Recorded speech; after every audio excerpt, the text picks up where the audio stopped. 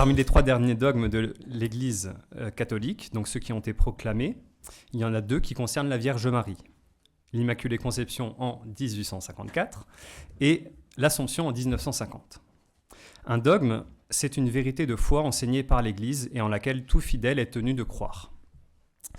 En d'autres termes, on ne peut pas être catholique sans croire en l'Immaculée Conception et en l'Assomption de la Vierge Marie. Cette formule peut paraître forte. Certains, même parmi les catholiques, s'y opposent. Ils pensent que c'est exagéré, voire peut-être même contraire à la foi. En cela, ils rejoignent la position des protestants dont le point de vue est bien exposé dans cet extrait d'un article du journal La Croix. Je cite. « Les protestants s'interdisent de donner à Marie une autre place que la sienne.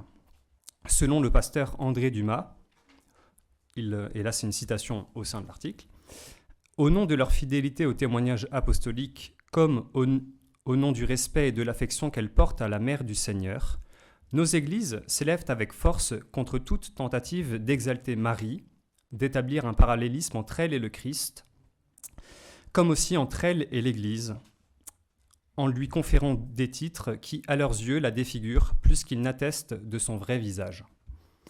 En effet, l'Église évangélique croit tout ce qui est écrit au sujet de Marie dans la Bible, c'est-à-dire que nous ne croyons ni à son Immaculée Conception, ni à son Assomption, dont la Bible ne parle pas. L'argument vaut ce qu'il vaut, mais au moins le message est clair. Aucune des 2 affirmations sur la Vierge Marie, donc l'Immaculée Conception et l'Assomption, n'est présente dans la Bible, donc c'est faux. Cette idée est appuyée, et on l'entend souvent répéter, par la proclamation tardive des 2 dogmes, 1800 ans après les faits, si on peut dire. Sans aller jusqu'à la contestation, il y en a d'autres qui ont du mal avec la dévotion mariale en général, parce qu'elle semblerait entraver notre relation avec le Christ. Pourquoi passer par Marie si on peut aller directement à Jésus ? En outre, on peut se poser plusieurs questions. En quoi ces 2 dogmes changent notre foi et notre relation à Jésus ? Est-ce qu'on ne peut pas être un bon chrétien, un bon catholique, sans professer l'Immaculée Conception et l'Assomption de la Vierge Marie ? Que changent ces 2 vérités de foi pour nous, pour notre vie ? Pour nous, pour cet enseignement, il y a 3 questions qui vont nous guider. D'abord, en quoi consistent ces 2 dogmes exactement ? Sur quoi s'appuie l'Église pour les proclamer ? Et est-ce que ces fondements sur lesquels elle s'appuie sont légitimes ? Et enfin, dernière question, qu'est-ce qu'ils changent pour nous, pour nos vies ? On va tenter de répondre donc en 3 parties. Premièrement, on va voir le dogme de l'Immaculée Conception et ses fondements. Deuxièmement, le dogme de l'Assomption et ses fondements. Et en dernier, on va faire un petit commentaire de ce qu'on a dit. Alors, première partie, le dogme de l'Immaculée Conception. Le dogme de l'Immaculée Conception a donc été proclamé le 8 décembre 1854 par le pape Pie IX dans la bulle Ineffabilis Deus. Il peut être bon de faire une petite précision qui est souvent l'objet d'une erreur. L'Immaculée Conception, ça ne renvoie pas à la conception virginale de Jésus. C'est peut-être évident pour vous, mais on précise. Elle signifie que Marie est exempte de toute trace de péché, y compris du péché originel, dès le premier instant de sa conception. On voit qu'on est ici directement renvoyé à la question du péché originel. Alors vous le savez sûrement tous, mais il est bon de le rappeler. Le péché originel, donc c'est le péché commis par Adam, mais c'est aussi cette tâche qui a été imprimée sur l'âme de chaque homme après ce premier péché. C'est donc la cause de la condition actuelle de la nature humaine, à savoir une nature blessée, déchue. Blessée, on va plutôt dire. Le credo du peuple de Dieu, publié par le pape Paul VI en 1968, indique 3 caractéristiques de la condition de l'homme après le péché originel. Premièrement, on est privé de la grâce sanctifiante. On la récupère par le baptême. Deuxièmement, on est blessé dans nos facultés naturelles. Donc, on a une raison obscurcie, faiblesse de la volonté et la concupiscence. Et troisièmement, on est soumis au pouvoir de la mort. Marie, en tant qu'Immaculée Conception, a donc été préservée de tout cela par un privilège unique et gratuit de la part de Dieu. C'est ça que ça signifie Immaculée Conception. Son âme n'a pas été tachée par le péché originel. Pour autant, il faut préciser que Immaculée Conception, ça ne signifie pas, enfin pour Marie, le fait qu'elle soit Immaculée Conception, ça ne signifie pas qu'elle n'a pas besoin de la rédemption. On va le voir après, elle en a bénéficié par anticipation. On va expliquer. Donc voilà pour la doctrine sur l'Immaculée Conception. Maintenant, on va voir sur quoi on s'appuie pour professer ces deux dogmes. C'est pas parce que l'Église a mis 18 siècles pour les proclamer officiellement qui sortent de nulle part en fait, et qui sont pas fondés et rationnellement et dans la révélation. Malgré cela, il faut dire que les protestants ont raison quand ils affirment que la Bible ne le dit pas explicitement. Elle ne dit pas explicitement que Marie est Immaculée Conception. Mais on va voir que ça ne veut pas dire qu'il n'y a aucun fondement. C'est juste pas dit littéralement. En fait, la doctrine de l'Immaculée Conception a été progressivement mûrie par l'Église au cours des siècles. Et ce mûrissement se base sur deux éléments. On peut en ajouter un troisième. L'écriture, la Bible. La tradition, c'est la transmission vivante de Jésus, de son esprit par l'Église. Et enfin, le sensus fidei, le sens de la foi. Alors c'est ces trois éléments qui ne sont pas disjoints. Vous voyez, ce n'est pas parce qu'on les distingue que c'est trois sources différentes. Ils se rejoignent en fait. Ici, on va surtout en voir deux. Donc, pour l'Immaculée Conception, l'écriture et la tradition. Alors, premièrement, dans l'écriture. Là, on est pour Emmanuel, on est dans la première sous-partie de la deuxième sous-partie. Ça va ? Donc, on commence par les fondements scripturaires. Parce qu'ils font partie du socle sur lequel on peut vraiment bien s'appuyer pour professer pour la doctrine de l'Immaculée Conception, et sur lequel les théologiens ont basé leur développement. Alors, il y a deux passages sur lesquels on peut s'appuyer principalement dans la Bible. C'est le protévangile de la Genèse, Genèse 3,15, et le récit de l'Annonciation, Luc 1, verset 28. Au moins, Luc 1, verset 28, on en a déjà parlé ce matin. Genèse 3,15, je ne sais pas si on en a parlé hier, je ne crois pas. On va commencer par Genèse 3,15. Après le péché, c'est donc le récit après le péché originel. Donc, Dieu annonce le châtiment, la souffrance, la mort, etc. Puis, il s'adresse au serpent pour le maudire et il lui fait une espèce de prophétie. « Je mettrai une inimitié entre toi et la femme, entre ta descendance et sa descendance. » Alors, on va voir on va essayer de détailler. Donc, c'est une prophétie qui vient de Dieu lui-même et on l'appelle protévangile parce que c'est la première annonce de la venue d'un sauveur après le péché originel. Dieu s'adresse au serpent. La phrase qu'on vient de citer, elle s'adresse au serpent, donc au diable. La tradition est assez unanime pour reconnaître que la Vierge, parce qu'il est dit entre toi et la femme, plutôt pour reconnaître que la femme dont il est question, c'est Marie. Donc la prophétie parle de la descendance respective de cette femme et du serpent. La descendance du démon, c'est le péché, on est d'accord. Et Dieu parle d'une inimitié entre lui, le démon, et la femme. L'inimitié, c'est le contraire de l'amitié. Donc, ce que la prophétie veut dire, c'est qu'il n'y a pas de relation entre Marie et le démon.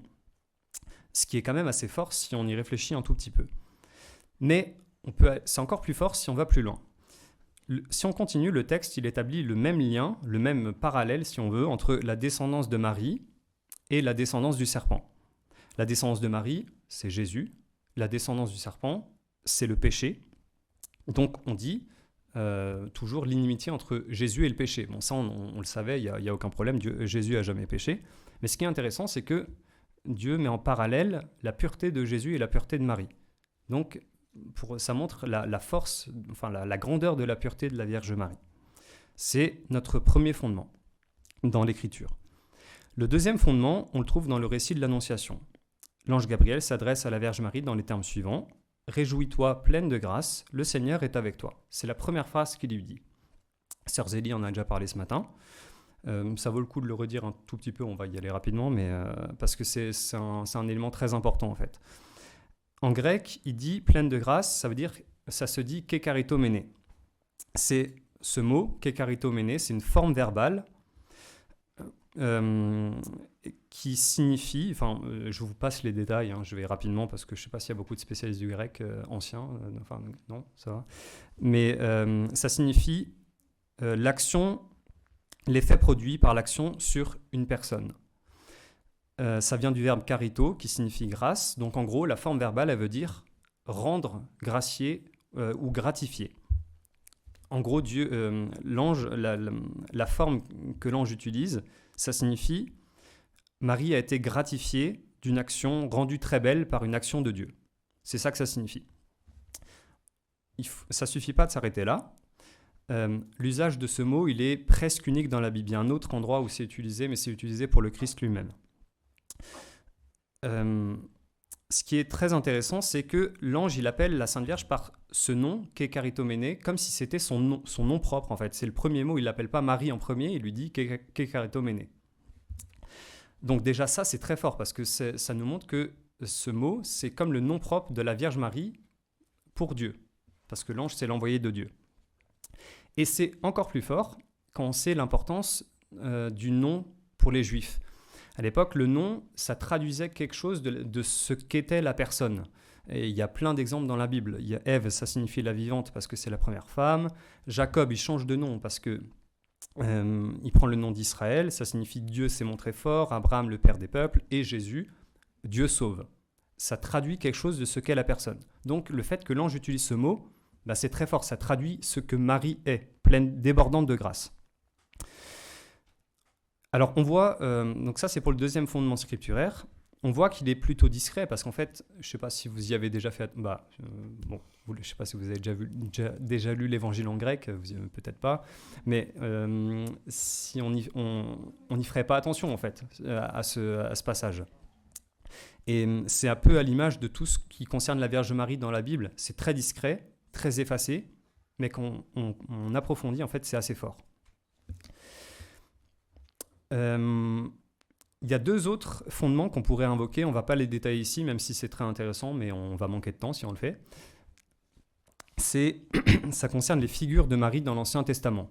La Bible, elle est criblée de figures qui annoncent des choses du Nouveau Testament. Jésus, il est annoncé, par exemple, par l'image du serpent d'airain, par la manne, etc. Et pour la Vierge Marie, c'est pareil. Et notamment, une des images, c'est l'Arche d'Alliance. L'Arche d'Alliance, chez les Juifs, il y en a plein qui ont compris, des théologiens, des pères de l'Église, que c'était une image de la Vierge Marie. Et si on approfondit cette image, on comprend que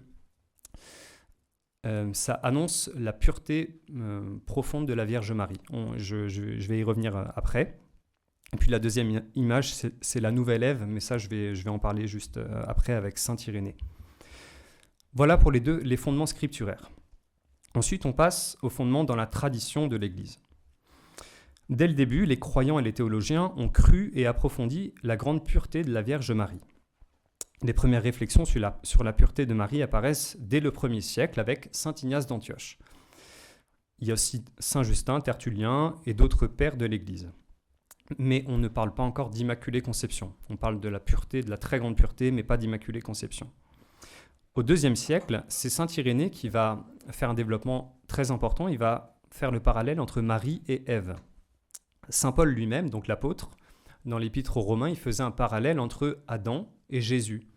Il disait Jésus, c'est le nouvel Adam parce que un peu de la même manière que Adam, en désobéissant, il avait fait entrer le péché et la mort, et bien Jésus, en obéissant, il a fait entrer la vie.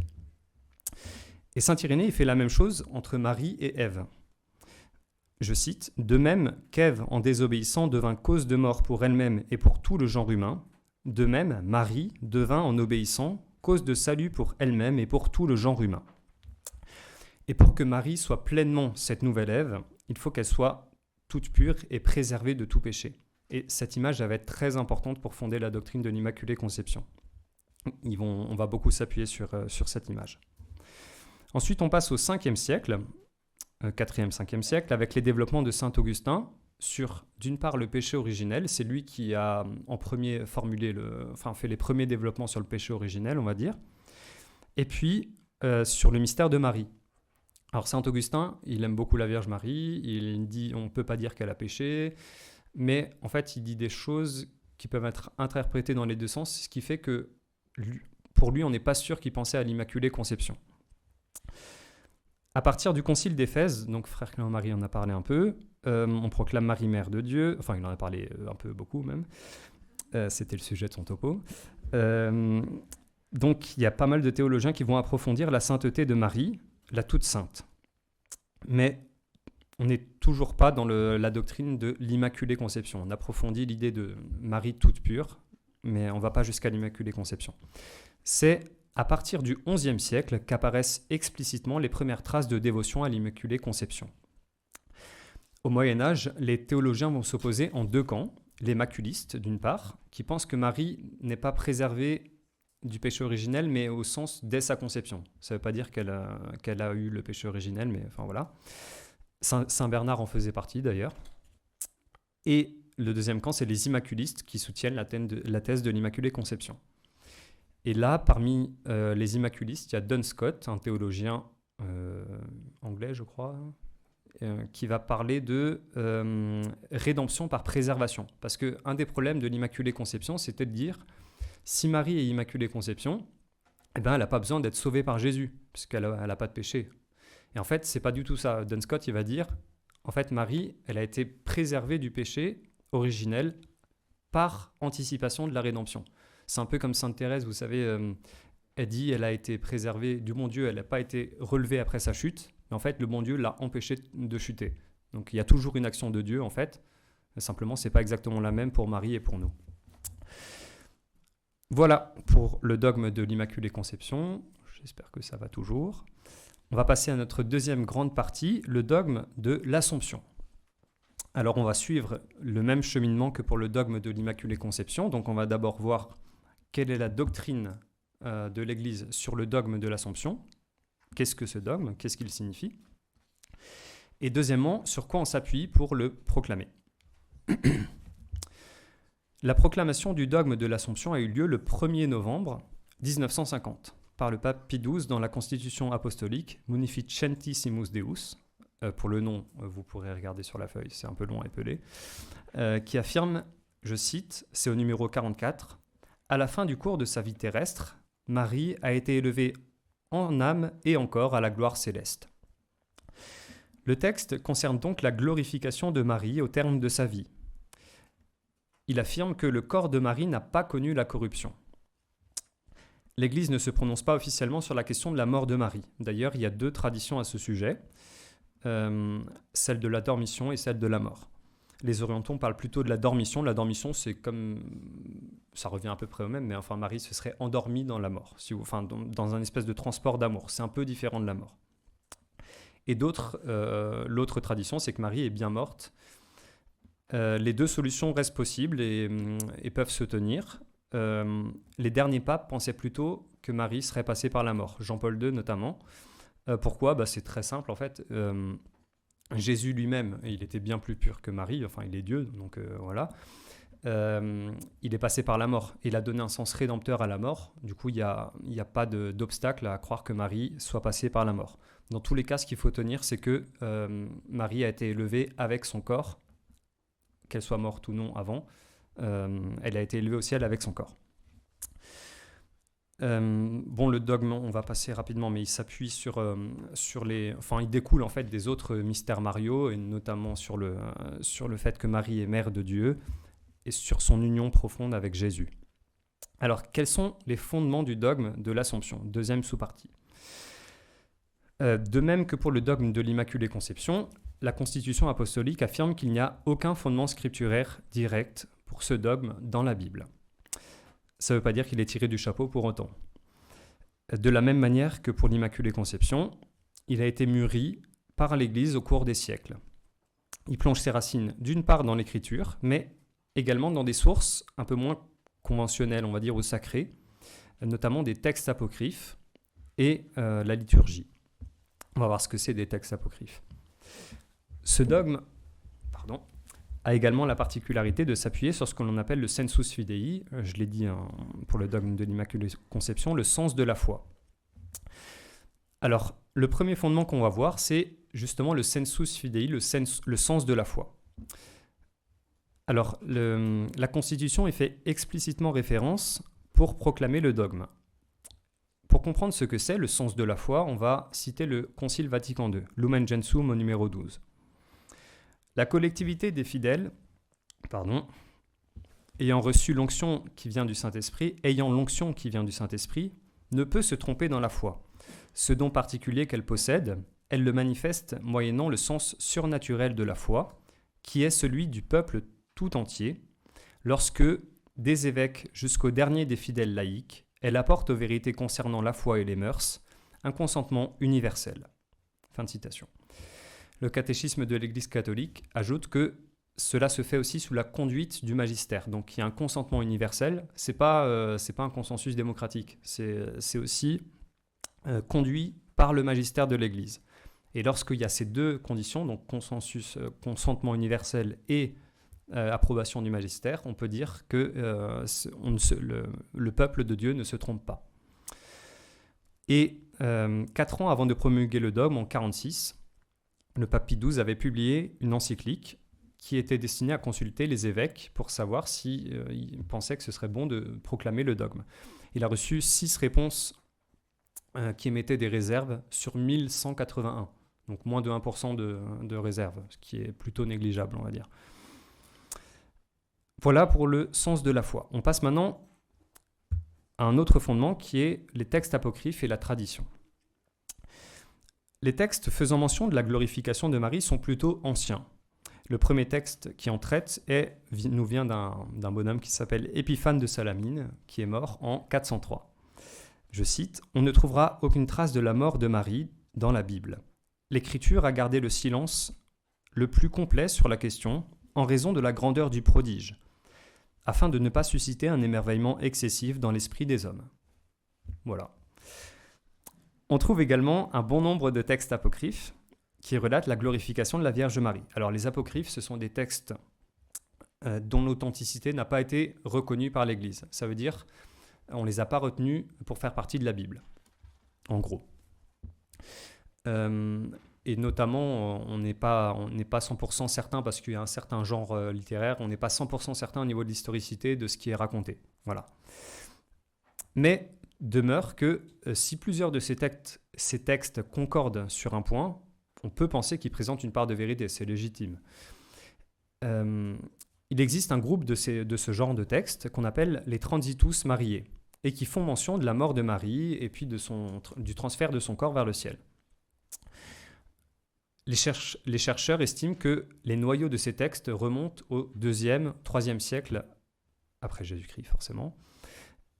Ces textes n'ont pas garantie d'historicité, mais on le redit, s'ils sont plusieurs à rapporter les mêmes idées, on peut dire qu'ils révèlent au moins l'existence d'une tradition chez les croyants, quelque chose d'assez fort.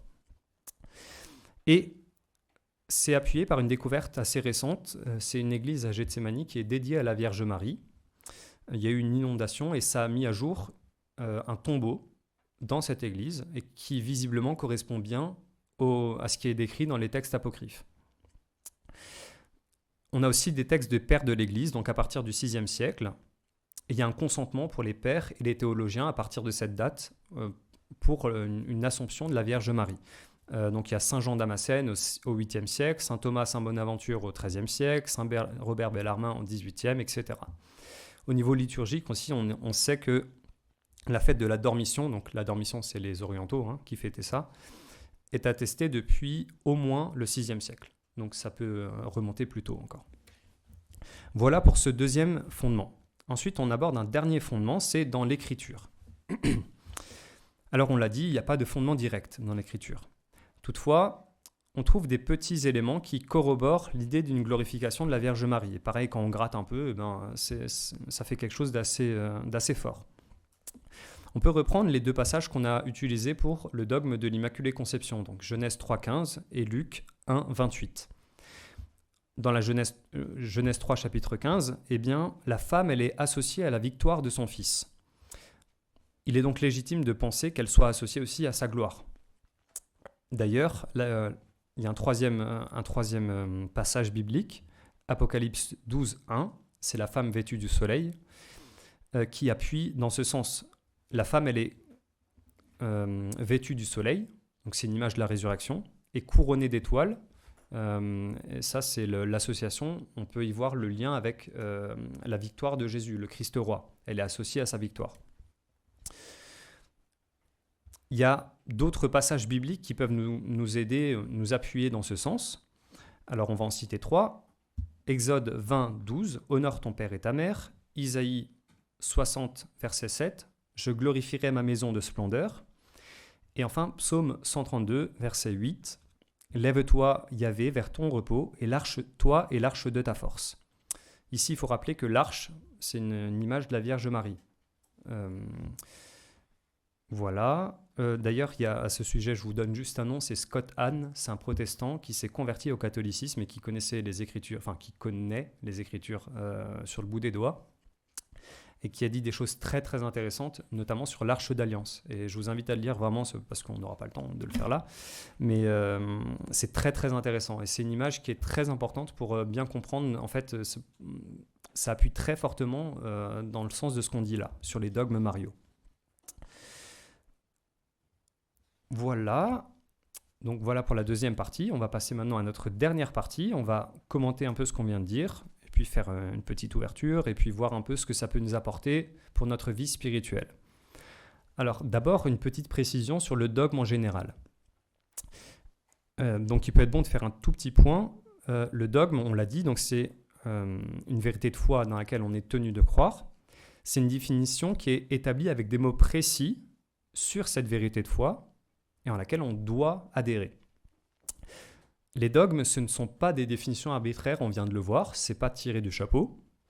C'est le fruit d'approfondissement des vérités de foi de la part des croyants et des théologiens sur la base de la révélation et avec l'aide de la raison aussi. C'est pas arbitrairement que l'Église a décidé que Marie est Immaculée Conception et a été élevée au ciel avec son corps et son âme. Donc, en précisant le dogme à travers certaines définitions, il ne s'agit pas d'enfermer le mystère dans des définitions, derrière des mots, pas de le mettre derrière des rails, mais de le préserver des erreurs. On peut le voir, c'est une image qui vaut ce qu'elle vaut, mais ça aide un peu à comprendre, un peu comme le cadre d'une fenêtre, si vous voulez. Le cadre, il délimite ce qu'on regarde du paysage, mais le paysage, il dépasse le cadre. Il est bien plus grand que le cadre. Et bien, le dogme, c'est un peu pareil. Ça nous aide à ne pas nous tromper, ça nous délimite en quelque sorte ça guide la réflexion, mais ça n'enferme pas le mystère. Le mystère dépasse le dogme. Donc le dogme protège les vérités de la foi. Les dogmes sont des protecteurs. Voilà pour le dogme. On passe à la légitimité des fondements qu'on vient de donner. Est-ce que l'Église a eu raison de s'appuyer sur ça ? Donc on a vu, il n'y a pas de référence explicite dans la Bible. Certains nous le reprochent. Mais est-ce qu'on peut dire que du coup c'est faux ?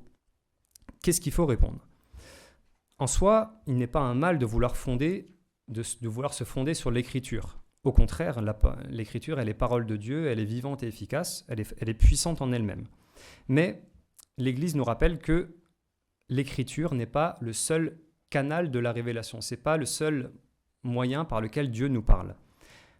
C'est dans le Concile Vatican II, l'Église nous dit, il y a deux canaux de la révélation, la Bible et la tradition. Et ça découle d'une unique source qui est le Verbe de Dieu, le Fils de Dieu, si vous voulez. Historiquement, c'est Luther qui a initié le mouvement de vouloir tout tirer uniquement de l'Écriture. Pour Luther, il fallait que tout soit dans la Bible, sinon ça ne valait pas. Assez paradoxalement, ce principe ne vient pas de l'Écriture, mais de Luther. C'est Luther qui a inventé le principe sola scriptura, l'Écriture seule. Et pendant les 15 siècles qui ont précédé, l'Église ne s'était pas appuyée sur l'Écriture seule. Et d'ailleurs, ce qui permet de le comprendre très facilement, c'est que l'Écriture elle-même, si on la regarde, l'Écriture c'est un ensemble de livres en fait. Et comment il s'est fait cet ensemble de livres ? C'est l'Église qui a dit, on reconnaît l'inspiration, l'authenticité de ces livres et on les inclut dans la Bible, si vous voulez. C'est l'Église qui a reconnu les livres bibliques. Donc, appliquer l'Écriture seule, en fait, c'est en gros scier sur la branche sur laquelle on s'assied. Parce que l'Écriture, en elle-même, elle implique l'Église. Voilà. Et la tradition. Et cela, on peut l'appuyer par les paroles de Jésus lui-même. Il y en a 3. Qui vous écoute, m'écoute. Il dit ça à ses apôtres. Luc 10, verset 16. Il parle aussi à Saint Pierre au chapitre 16 de Saint Matthieu, il me semble. Tout ce que tu liras sur la terre sera lié dans les cieux, etc. Et puis, Jean 16, 13, l'Esprit de vérité vous introduira dans la vérité tout entière. Donc, oui, il est légitime de se fonder sur ce qu'on a vu. parce que ça nous vient de Jésus. C'est Jésus qui a voulu, qui a donné les clés de la vérité, en quelque sorte, à l'Église. Voilà pour la légitimité des fondements des dogmes. Maintenant, on va voir une dernière toute petite partie. Qu'est-ce que ces dogmes peuvent nous apporter pour nous, pour notre vie spirituelle ? Alors, l'Immaculée Conception de la Vierge Marie nous rappelle que Marie, en tant que nouvelle Ève, elle collabore profondément avec Jésus, son Fils, qui est le nouvel Adam, pour nous donner la vie de la grâce. Elle est vraiment la toute pure et elle peut nous aider à détester toute forme de péché. Ce dogme, rappelle aussi la toute-puissance de Dieu. Dieu n'est tenu à rien du tout. Et il peut, malgré le péché originel qui se transmet, susciter la grande pureté, telle que la pureté de la Vierge Marie. Il n'est pas non plus tenu au temps. Ça, je trouve ça assez beau. La grâce qui est faite à la Vierge Marie pour l'Immaculée Conception, en fait, elle est faite par anticipation. La rédemption n'est pas encore accomplie. Donc le bon Dieu, il fait ce qu'il veut, en fait. Et ça, c'est très beau. Et elle révèle enfin le cœur de Dieu. C'est une grâce qui est totalement gratuite de la part du bon Dieu. Et ça nous montre que Dieu, il veut sa création belle et grande. Et même si ce n'est pas pour nous l'Immaculée Conception qu'il veut, ça nous montre qu'il veut quelque chose de beau et de grand pour nous, pour chacun de nous. Le dogme de l'Assomption, c'est aussi un don de Dieu à la Vierge Marie. Il est aussi gratuit, mais on peut dire qu'il est aussi accordé en raison de la pureté de Marie et de son union à Jésus. Ici, ça nous indique l'essentiel, le but de ce que doit être notre vie, l'union à Jésus par la recherche de la plus grande pureté au sens large du terme, donc c'est-à-dire être étranger au péché. L'Assomption met aussi en lumière la dignité et la noblesse du corps humain. On dit souvent l'Église catholique, elle méprise le corps. Eh bien non, pas du tout, parce que le corps, on est âme et corps, mais le corps, il participe à notre vocation ultime, à savoir la résurrection d'entre les morts. Et c'est l'Assomption nous le rappelle aussi. On ressuscitera un jour avec notre corps. Et notre corps est le temple de l'Esprit Saint. Voilà pour la vie spirituelle et la troisième partie. On va conclure. Alors, ce petit enseignement nous aura permis de comprendre l'importance, entre autres, des dogmes pour la transmission de la foi droite de la vérité. Les dogmes sont donc les protecteurs de la vérité de la foi. Actuellement, on voit que les dogmes n'ont pas forcément le vent en poupe, et ce pour leur double titre de dogme et de dogme marial. Parce que, on l'a vu dans l'introduction, la Vierge Marie n'est pas toujours appréciée à sa juste valeur, et les dogmes, pareil. C'est dû, entre autres, pas seulement, mais à une certaine tendance à une protestantisation même dans l'Église catholique. C'est-à-dire, c'est pas péjoratif pour les protestants, mais dans le sens où de tirer uniquement nos vérités de la Bible. On voudrait revenir à l'essentiel, à la foi des origines, à la pureté de l'Évangile. On constate que ces réalités, en fait, que ces expressions ne sont pas fondées. L'Église est, selon les mots de l'apôtre saint Paul, colonne et soutien de la vérité. C'est Jésus qui a donné, entre guillemets, un mandat à l'Église pour la vérité de la foi. C'est elle qui, en vertu de ce pouvoir, nous donne l'Écriture et porte la tradition et qui nous transmet Jésus et son Esprit. À l'origine, la foi droite est donc confiée à l'Église et la pureté des évangiles nous est donnée par l'Église. C'est Jésus qui le veut ainsi. Donc, revenir à la foi des origines et à la pureté de l'Évangile, c'est ça en fait, c'est l'Église. La dévotion mariale, de même que la tradition avec un grand T, ne sont donc pas des excroissances de l'Église originelle, c'est l'Église originelle en fait, dans toute sa plénitude, pas dans toute sa plénitude, mais dans son prolongement. Et c'est Jésus lui-même qui veut que nous prenions Marie pour mère et pour modèle. On le voit dans les textes de l'Évangile. C'est Jésus qui veut qu'on passe par elle pour aller à lui, parce que lui-même, il est passé par elle pour aller à nous. Enfin, pour les deux dogmes de l'Assomption et de l'Immaculée Conception, on peut dire un arbre, on peut le juger à ses fruits. Si on regarde, eh bien, on peut regarder la fécondité de la proclamation de ces deux dogmes. Au niveau liturgique, simplement, donc l'Immaculée Conception, elle est fêtée le 8 décembre et puis l'Assomption le 15 août. Eh bien, on voit que c'est des temps de grâce très très forts, très très forts. Bon, c'est pas pour le coup, c'est pas scripturaire, mais à Lourdes, la Sainte Vierge, elle est apparue 2 ans après la proclamation du dogme de l'Immaculée Conception, en disant « Je suis l'Immaculée Conception ». Donc le ciel lui-même qui vient prouver, qui vient dire « Vous avez eu raison de le faire ». Difficile d'imaginer que Dieu ne soit pas d'accord, à plus forte raison quand on voit que tout est avalisé, tout est appuyé sur les fondements qu'on vient de voir. Et j'arrête là.